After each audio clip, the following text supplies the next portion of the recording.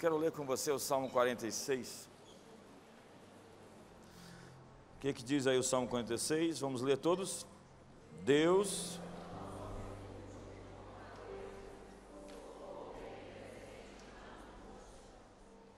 Portanto, vamos lá.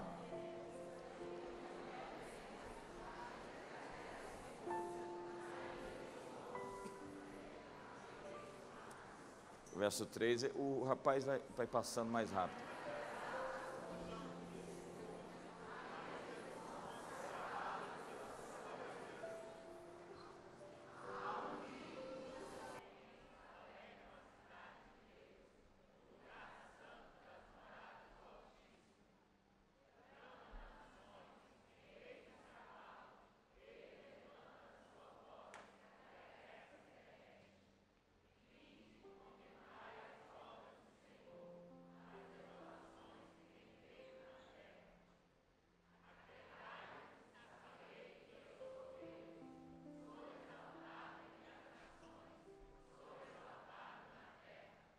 O Senhor dos Exércitos está conosco, o Deus de Israel é o nosso refúgio. O Salmo 46 é uma descrição sobre um dia novo, um novo dia, o despertar de um novo tempo. Mas hoje, a desesperança com o futuro é a característica principal, já que foi pelos idos de 1979 que primeira vez apareceu a expressão pós-modernidade. Da França, como boa parte de tudo isso que vem, surge a ideia da desesperança, do desencanto com o futuro. Então, o que é um pós-modernista?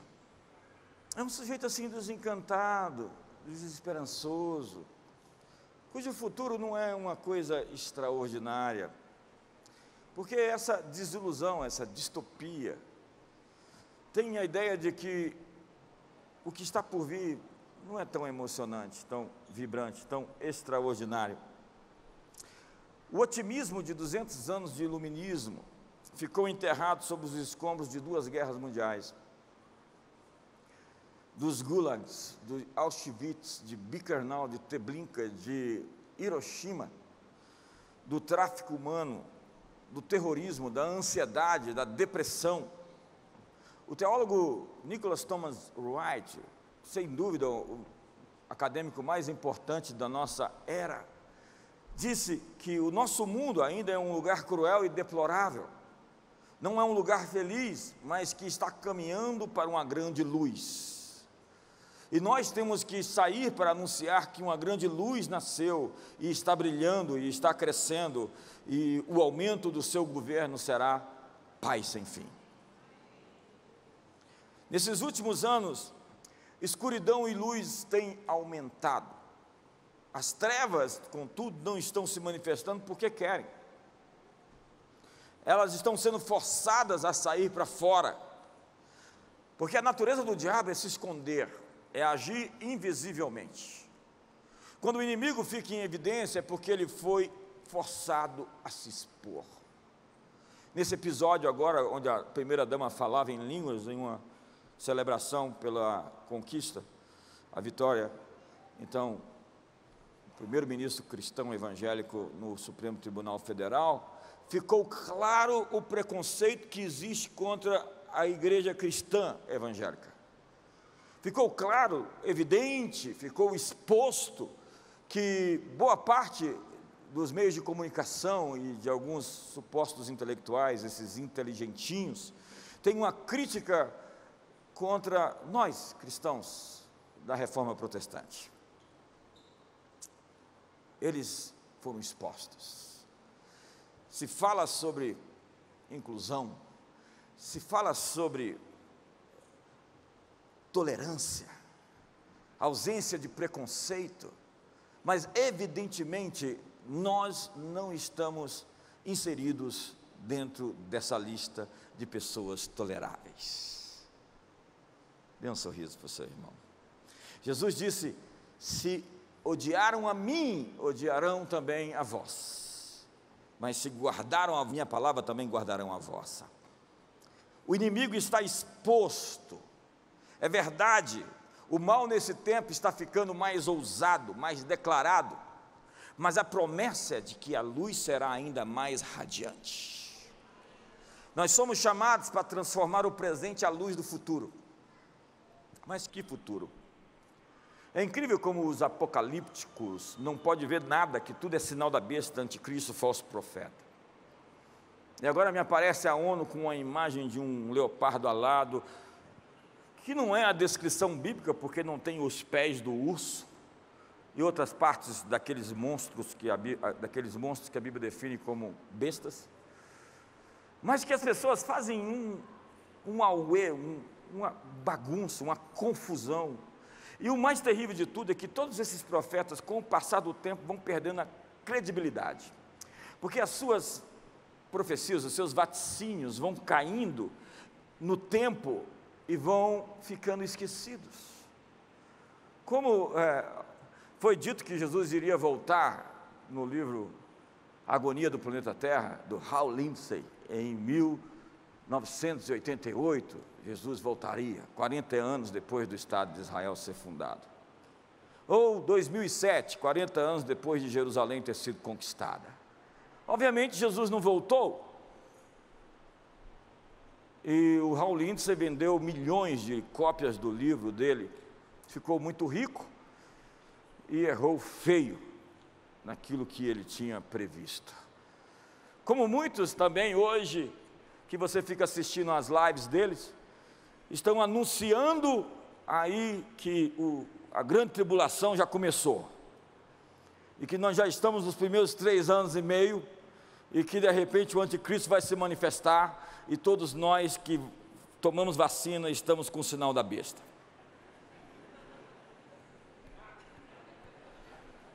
Como que uma coisa que você não negou Jesus para poder tomar como uma vacina, vai significar um sinal da besta? Que coisa mais estúpida! Você não negou a fé quando se vacinou? Ou negou? Então, definitivamente não se trata de tudo isso que esse pessoal está querendo pintar. Obviamente que é por meio de dores de parto, é por meio de colisões, é por meio de conflitos, é por meio de guerras, rumores de guerras, fome, espécies de terremotos, que esse filho vai nascer. São as dores de parto para que esse dia novo venha emergir. Não é sem conflito, não é sem guerra, porque a paz exige que o Deus de paz esmague a Satanás debaixo dos nossos pés. É o Deus da paz. Ele, para estabelecer a paz, ele tem que pôr fim ao mal. Esse grande conflito, que é o tema das grandes obras, o Senhor dos Anéis, o Nárnia, onde o mal se conflita contra o bem. Existe no Star Wars, em toda a grande história, essa ideia de que existe a figura do mal, e ele não é simplesmente uma força. Ele é algo que se manifesta em pessoas, em agentes que incorporam a sua agenda. Gente a serviço do mal. Quantos conhecem alguém a serviço do mal? Pois eu quero lhe dizer que o julgamento vai chegar, que o cálice está enchendo, e que evidentemente Deus, o juiz de toda a terra, fará justiça. E foi essa a oração de Abraão: não fará justiça o juiz de toda a terra? Sim, a justiça descerá do céu como o orvalho, e a retidão correrá como um rio perene. O reino de Deus é justiça, alegria, paz, gozo do Espírito Santo. Parece que o mal triunfa. Parece que em nosso tempo muitos que praticam a iniquidade prevalecem. E o Salmo 37 nos avisa, eu quase perdi a fé, né? O Salmo 37 e o 73, é só inverter, é a mesma ideia. Não tenhas inveja do homem pecador que prospera no seu caminho, porque dentro em breve, passei e vi um ímpio prosperar no seu caminho, voltei e ele já não estava lá. O prazo de validade dessa gente vai vencer. E eu quero declarar que 2022 será um tempo do Salmo 91, verso 7 se cumprir. Somente com os teus olhos olharás e verás a recompensa do ímpio.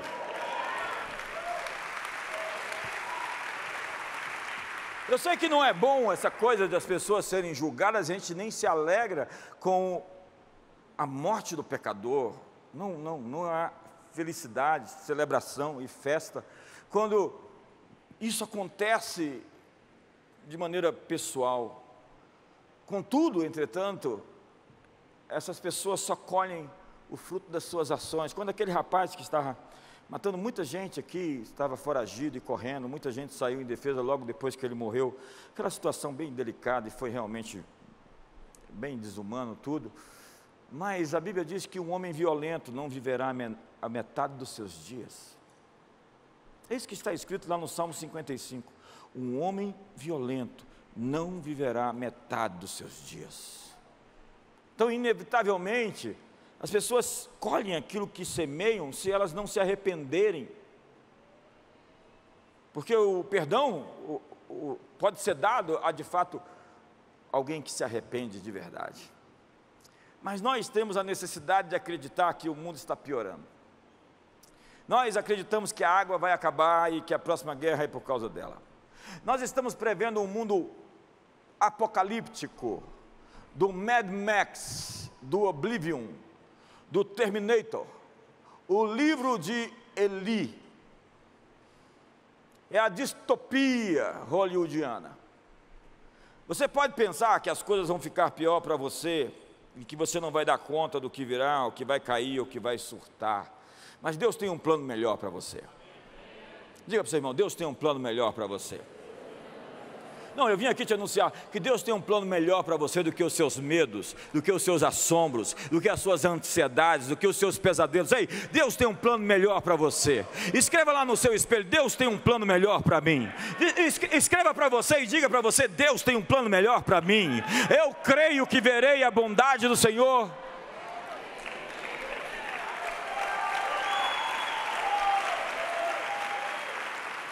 Nós somos tão assediados e cultivamos uma visão obscura do futuro, cheio de tentações, hostilidades, consciências de conflito, prenúncios sombrios, vaticínios perturbadores, temores adormecidos que parecem conspirar contra nós e que desejam nos fazer crer que o mal vencerá. Faz assim, ha, ha, ha. Não, faz assim, ha, ha, ha, ha, ha. Dá uma risada totalmente espontânea aí, olha. Vamos lá, mãe. Oh! Vamos lá, você consegue.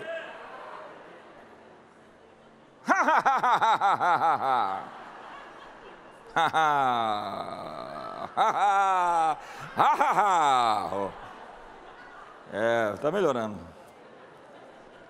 É incrível, porque nós ouvimos relatos negativos todo o tempo. Uma pessoa comum hoje ouve relatos negativos em uma semana mais do que alguém 50 anos atrás ouviria durante toda a vida.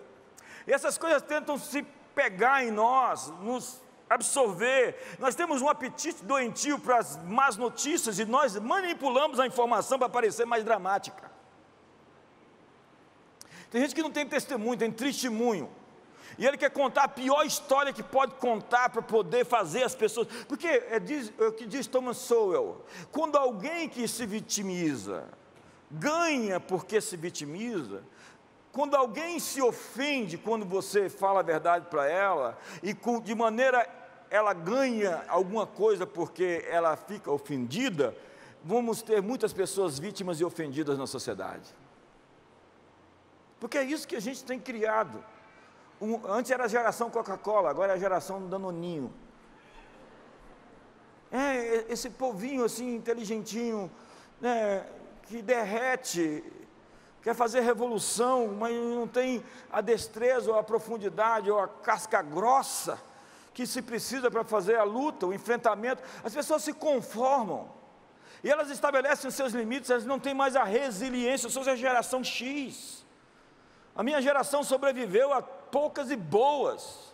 Hoje nós temos tanta gente frágil, que se quebra tão fraco, tão fácil. Qualquer coisinha é motivo para, vou desviar, perdi a fé. uma multidão de desviados que tem motivos para desviar e desigrejar. Eu teria muitos motivos para não estar aqui essa noite.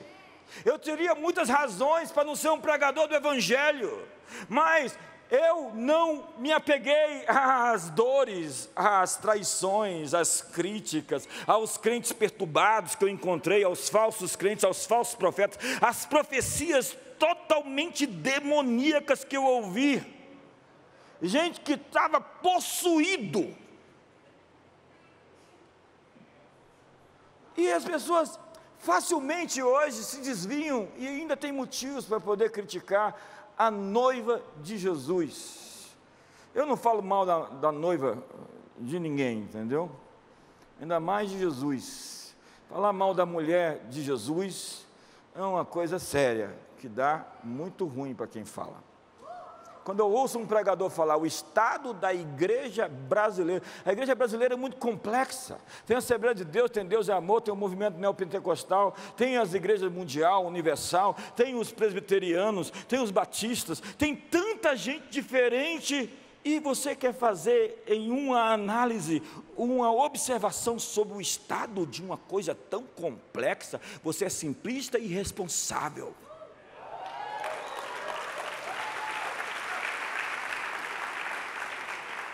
Não dá para colocar na categoria, e não dá para julgar, porque na medida que você julga, você será julgado. É incrível como as pessoas querem ser xerifes e juízes, e a Bíblia diz que o juiz está às portas. Sabe, no salmo que nós lemos, a natureza está em desordem, o mundo está em convulsões, em estado de desintegração, se dissolvendo, se derretendo, pulverizando-se. Mas a palavra do salmista é: não temeremos. Diga comigo. Não temeremos. Você consegue falar mais forte? Não temeremos. Todos vão falar. Não temeremos. Muito obrigado pela sua obediência. Você que reage aos manifestos proféticos lançados desse púlpito, você está em modo reação, você está em modo ativação, você está em modo ocupação. Mas você que é insensível a isso, sinto dizer que você é só um coadjuvante. Na verdade, você é um espectador passivo. Isso aqui não é uma reunião onde simplesmente eu prego e você fica sentado. Nós estamos nos movendo e direcionando e profetizando e dizendo e declarando e nos levantando e estamos lançando as sementes para um novo dia. Quantos querem um novo dia aqui? Então diga comigo: não temeremos. Não temeremos. Melhorou. Ainda que a terra se transtorne e os montes se abalem no seio dos mares, ainda que as águas tumultuem e espumejem, e na sua fúria os montes se estremeçam, não temeremos. Nós temos uma sociedade desestruturada, e ele diz: os gentios se embraveceram, os reinos se moveram, ele levantou a sua voz e a terra se derreteu. Tem que colocar uma mulher ali. Temos reinos contra os reinos, economias em estado de choque, conflitos raciais, segregação, ódio, corrupção e convulsão social. Mas existe uma outra realidade que acontece paralelamente, eu acho que vai aparecer ali na tela, é os versos 4 e 5, que diz assim: há um rio, cujas correntes alegram a cidade de Deus, o lugar das moradas do Altíssimo. Deus está no meio dela, não se abalará. Deus a ajudará desde o início do dia, o raiar da alva, o alvorecer de um novo dia. Uau! Esse é o nosso tema, um novo dia. No meio de toda essa confusão que está sendo narrada no Salmo 46, nós vemos o romper da manhã, nós vemos o despertar da aurora, uma madrugada de um dia mais brilhante, onde as sombras da noite se dissipam e um mundo novo nasce. No meio de toda essa confusão, nós precisamos abrir as cortinas para a luz entrar. O problema é que nós temos muitos vieses, muitas viseiras, muitas concepções, muitos conceitos, muitos preconceitos, muitos sensos, muitos consensos. Nós somos muito programados, estamos cheios de muitas certezas, dogmas, religião. É incrível, eu, na verdade, prefiro novos convertidos do que gente já formada dentro de uma estrutura religiosa totalmente enviesada. Porque é necessário você ser humilde de verdade. E é muito difícil você ser humilde quando você é perfeito. É necessário você ser realmente humilde para você desaprender, para aprender de novo. E há tanta coisa que a gente aprendeu errado. E há tanta coisa que a gente acredita errado. E que nós precisamos reprogramar. Diga comigo, reprogramar. Quando a manhã chega, o mundo acorda. Acho que você não entendeu. Quando o dia nasce, todos temos que. E pelas misericórdias do Senhor, nascerá sobre vós o sol nascente nas alturas, trazendo salvação nas suas asas. Nossa mensagem é de um reino invisível que está dramaticamente se tornando o espírito do nosso tempo, o espírito da eternidade. O alemão tem uma palavra chamada Zeitgeist, que é o espírito de uma época, o espírito de um tempo. A modernidade, a pós-modernidade, o iluminismo, o racionalismo, o funcionalismo americano é o espírito intelectual da nação, essa coisa pragmática, prática, funcional. O que a Bíblia descreve é que justiça, alegria, paz e gozo do Espírito Santo será a nossa atmosfera, o nosso ambiente, o nosso Zeitgeist. Não é simplesmente o espírito de uma geração, é o espírito de todas as eras, onde de fato a justiça será tangível. E quando a justiça vem, os maus são julgados. Quando a justiça vem, as sementes dos justos florescem.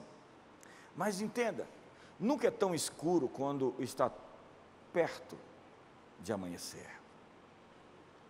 Diga comigo, o Senhor dos Exércitos está conosco. O Deus de Jacó é o nosso refúgio.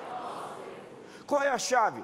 O seu relacionamento com Deus é o seu lugar de refúgio. Vinde, contemplai as obras do Senhor, que desolações tem feito na terra. Ele faz cessar as guerras até o fim da terra, quebra o arco e corta a lança, queima os carros no fogo. Então, aquietai-vos. Olha para o seu irmão e diga, aquieta-te. Diga para ele, fique calmo. Fala para ele, relaxa. Fala para ele, descansa. Diga para ele, não tenha medo. Ei, você que está em casa, amanhã é Santa Ceia, é hora de sair de casa.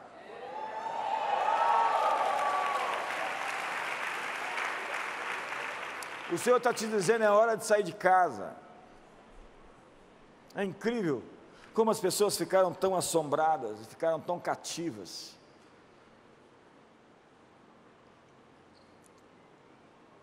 Um ditado romano diz que um covarde morre 1000 tipos de morte. Seja ousado e forças poderosas seguirão você. Aquietai-vos e sabei que eu sou Deus, serei exaltado entre os gentios, serei exaltado sobre a terra.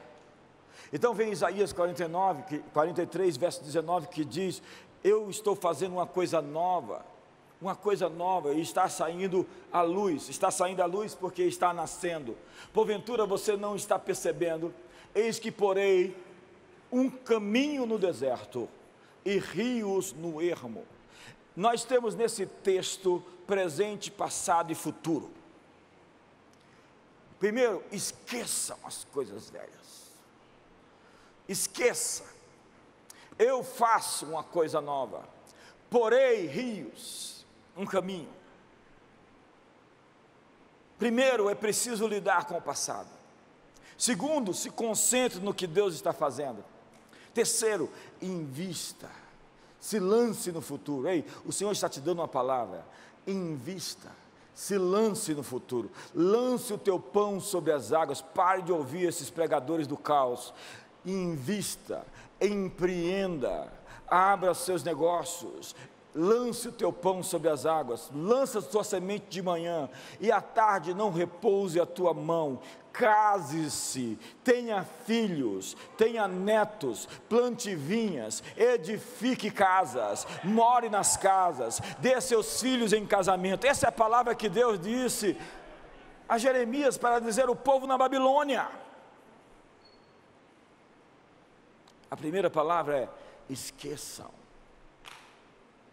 Deus manda lembrar de tanta coisa. Lembrai-vos das coisas que eu fiz, lembre-te da Páscoa, lembre-te como eu te livrei. Mas Deus uma hora diz para você: esqueça aquele relacionamento, esqueça aquele trauma, esqueça aquela dor, esqueça, no momento exato em que Deus precisa de você para estar confiante, para tentar algo audacioso. O inimigo coloca sentimentos de culpa por fracassos do passado e pensamentos de condenação.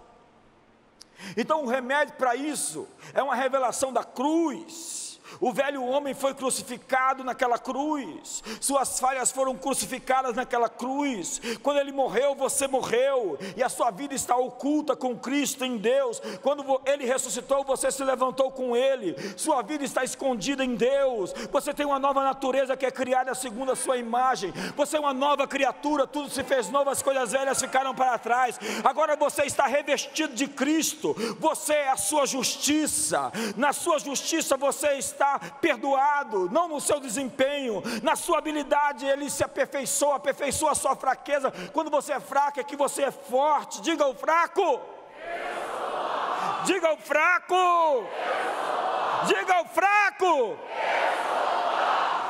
Melhorou aí? Só de dizer eu sou forte já fica melhor. Mas o problema é que você vive demais, você vive tempo demais no seu passado. Olha para mim, você está vivendo muito tempo no passado. Você está estragando o seu presente porque você está vivendo no passado. E Deus tem uma chave para você: esqueçam as coisas que ficaram para trás. Esqueçam as coisas que ficaram para trás. Esse é um tempo de alinhamento com o tempo. Você está vivendo tempo demais no passado. Esqueça. Há culpas, há pessoas que ficaram no passado, há pessoas que querem lhe levar para trás, há pessoas que não são abençoadas porque estão andando com as pessoas erradas, estão ouvindo as pessoas erradas. Esses dias uma pessoa me mandou um versículo, Salmo 140, verso 7. O Senhor, ó Senhor, força da minha salvação, Tu protegeste a minha cabeça no dia da batalha. Quando você está na batalha, você tem que proteger sua cabeça, você tem que proteger seus pensamentos, você tem que proteger suas ideias. Você está sendo atacado insidiosamente, constantemente, com pensamentos e ideias. Proteja a sua cabeça, cubra com o capacete da salvação, da sotéria. E levante o escudo da fé contra todos os dardos inflamados do maligno. Esqueçam! Esqueça! Pare de viver no passado. Mas os homens são maus, eles vão tentar se lembrar das coisas que você quer esquecer. Então escolha com quem se relacionar. Não dê a sua mesa, a sua intimidade para quem não te respeita. Relacionamentos exigem protocolos. E se o protocolo de entrar no Santo dos Santos da sua vida não é obedecido, joga essa pessoa para fora no átrio. Milan Kundera disse: a armadilha do ódio é que ele nos prende muito intimamente ao adversário. Esqueça, perdoe, libere seu coração. Esqueça as coisas que ficaram para trás. Eu faço uma coisa nova. Ei, Deus está dizendo: eu faço uma coisa nova, e está saindo a luz, um dia novo está nascendo. É hora de acordar para esse dia que está nascendo. O vento sopra, você não sabe de onde vem, nem para onde vai, e assim é todo aquele que é nascido do Espírito. Mas você não vê o vento, você só vê aquilo que o vento move. Você não vê o vento sopra, o homem vê o que o vento faz mover, mas não enxerga o vento. E se você encontrou alguma coisa feia no caminho, alguma coisa ruim, sombria, quebrada, amarga, ela está assim para que outro não pegasse antes de você. Deus nos dá presentes em embrulhos estranhos. Abra um embrulho. Esse rapaz, ele é bem estranho.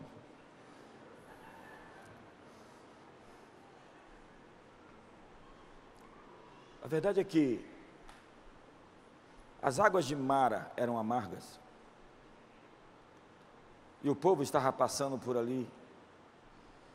E se elas não fossem amargas, existia com certeza alguém dono daquelas águas. E elas eram amargas, para que alguém passasse ali e pudesse lançar a madeira, a cruz, a árvore, a fim de que aquelas águas, aquele lugar de amargura, se tornasse um lugar de doçura. Então estavam numa condição amarga, para que outros não habitassem naquela geografia, até encontrar alguém que pudesse transformar o que existe naquilo que precisa existir. Eu faço uma coisa nova. Então preste atenção no agora. Há poder no hoje. Ao lidar com o seu passado, você abre uma janela Kairos na sua vida. Atos 3, verso 19 diz: arrependei-vos, metanoia é a palavra, pois e convertei-vos para seres cancelados os vossos pecados. Eu não estou falando de remorso, estou falando de abandonar a prática do erro e ir para frente, a fim de que da presença do Senhor venham tempos. A palavra aqui é Kairos, de refrigério, é uma janela de refrigério, e que Ele envie o Cristo que já vos foi designado, Jesus. A palavra é que Deus abre uma janela de descanso, uma janela de paz, uma janela de refrigério. Quantos precisam de uma janela de refrigério? Quantos precisam de um tempo de pacificação? Olha só o que diz o texto de 1 Reis capítulo 5, no verso 2. Então Salomão enviou mensageiros a Hirão dizendo: bem sabes que Davi meu pai não pôde edificar uma casa ao nome do Senhor seu Deus por causa das guerras com que o envolveram os seus inimigos, até que o Senhor lhes pôs debaixo dos pés. Porém a mim, o Senhor meu Deus me tem dado descanso de todos os lados, não há nem inimigo, nem adversidade alguma. Vamos dizer isso: porém a mim, o Senhor meu Deus me tem dado descanso de todos os lados, não há nem inimigo, nem adversidade alguma. Que texto, que texto. Não há adversários, o Senhor tem me dado paz a todo o redor. É possível habitar num lugar onde não existe opressão? Existe um ambiente onde o mal não consiga ir? Meu Deus me tem dado descanso de todos os lados, não há nem inimigo, nem adversidade alguma, não há inimigos e nem ocorrências malignas. Eu já ouvi 2 pregadores falando que no norte dos Estados Unidos existe o que eles chamam da linha da cobra. Por algum motivo, naquelas montanhas, as cobras nunca passam de um ponto, elas chegam até ali e não vão mais. As cobras não conseguem ultrapassar uma linha. Eles chamam disso a linha da cobra. Há um lugar onde o inimigo perde a sua voz. Há um lugar onde o inimigo não pode ir. Há um lugar onde o mal e a tormenta não podem te alcançar. Aquele que habita no esconderijo do Altíssimo, a sombra do Onipotente descansará. Aquietai-vos. O Senhor é o nosso refúgio, a nossa fortaleza, o nosso socorro bem presente na hora da angústia, portanto, não temeremos. Seu relacionamento com Deus é um lugar de refúgio. Há dois tipos de cristãos que na hora da batalha, um deles consegue se lançar sobre Deus, se refugiar e se esconder nele. Outros reclamam, entram em ativismos, tentam soluções por todos os lados. Outros até mesmo se afastam, se escandalizam, desviam. Eu vi tanta gente se perder nesse caminho, nesse período dos últimos quase 2 anos. Tanta gente que se escandalizou. Jesus disse: bem-aventurado é o homem que não encontra em mim motivo de tropeço, de escândalo. Ele é a pedra que os construtores rejeitaram, mas veio a ser a pedra principal. Aquele que cair sobre ela será feito em pedaços. Aquele sobre quem ela cair se tornará pó. Mas eu vim aqui te dizer que o seu relacionamento com Deus é um lugar de refúgio. Você tem onde se esconder da tormenta, da tribulação. Você tem onde se refugiar. Você tem onde se guardar num pavilhão às ocultas das contendas. Deus pode nos abrir uma janela no tempo para nos dar um tempo de paz e de descanso em 2022. Quantos acreditam que isso é verdade? Arrependei-vos e convertei-vos para que sejam cancelados os vossos pecados e Ele vos dê uma janela kairós de refrigério. Senhor, eu quero orar por uma janela de refrigério essa noite sobre o teu povo que está cansado, que está sob ataque contínuo, o teu povo que viveu tempos difíceis. Dá um tempo onde não existe inimigos, não existe adversidade, não existem ocorrências malignas, onde não existe opressão, um lugar onde o inimigo não consiga ir, um lugar onde o inimigo perde a sua voz. Nós oramos em nome de Jesus. Uau!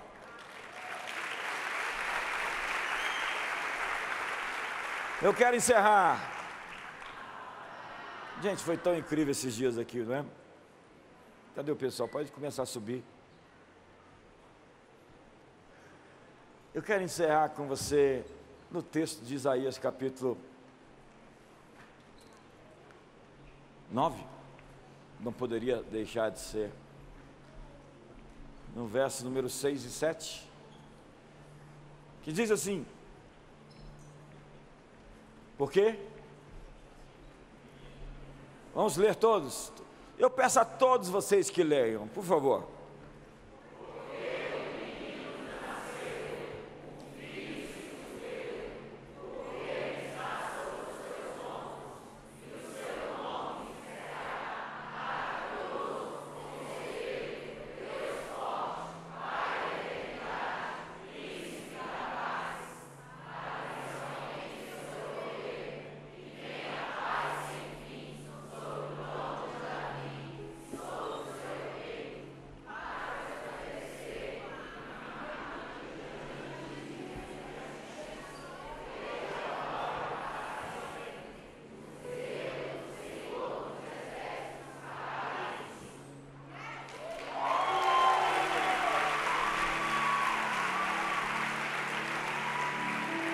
Você pode comemorar o fato de que o governo está sobre os seus ombros.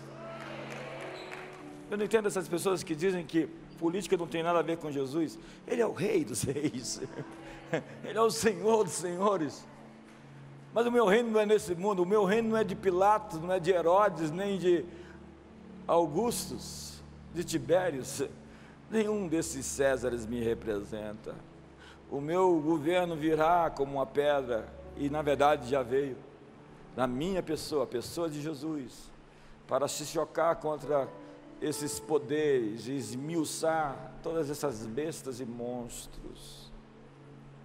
E ele diz assim aos discípulos: não temais ao pequeno rebanho, porque foi do agrado do Pai vos dar o seu reino.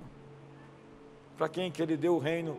Para os fortes, poderosos, os bonitos, os que se acham bonitos, né? Não, ele deu para as ovelhas.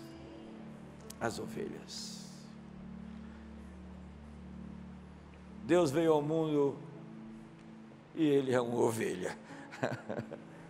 Eis o Cordeiro de Deus que tira o pecado do mundo. Quem está no trono, diz a Bíblia, governando, eu vi o Cordeiro assentado no meio do trono. O governo não é para os arrogantes. A sabedoria não pertence aos orgulhosos. O poder não deve ser dado a quem o ama. Graças te dou, Senhor dos céus e da terra, porque ocultaste essas coisas dos sábios entendidos e as revelaste aos pequeninos, porque assim foi do teu agrado. A maior capa que alguém pode ter é da humildade, do quebrantamento, a capacidade de se reconectar com pessoas, de perdoar, de se quebrantar. Davi é esse homem, não justifica, não se desculpa, cai de joelhos, se derrama, se desfaz, se deságua, se desconjunta, e Deus olha, eu gostei desse rapaz, e eu quero multiplicá-lo, eu quero reproduzir o DNA desse menino de Belém, que tem um coração segundo o meu próprio coração. E a Bíblia diz que nos últimos dias surgirá um exército de Davis. O menor deles será como Davi, o menor como um exército de 1000. Imagine 1000 Davis em Brasília, 1000 matadores de gigantes.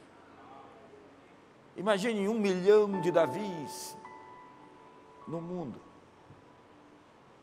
Prepare-se, você está vendo o nascer de um dia, onde no útero da noite, da madrugada, está emergindo, ungido pelo orvalho do alvorecer, um exército de gente diferente de qualquer outra gente que nós já vimos ou conhecemos. Matadores de gigantes com uma coragem. Coragem é a marca desse povo. Então, se você não se libertar do medo, você não pode fazer parte disso. Se você viver assombrado e assustado, você vai transmitir isso ao redor. É hora de se levantar para 2022, não com o pé direito, mas com os 2 pés na frente. É hora de se levantar para 2022 com a coragem daqueles que confiam naquele que é o Todo-Poderoso. É hora de levantar e brilhar, porque vem a tua luz, e a glória do Senhor está nascendo sobre mim. Diga, fique de pé.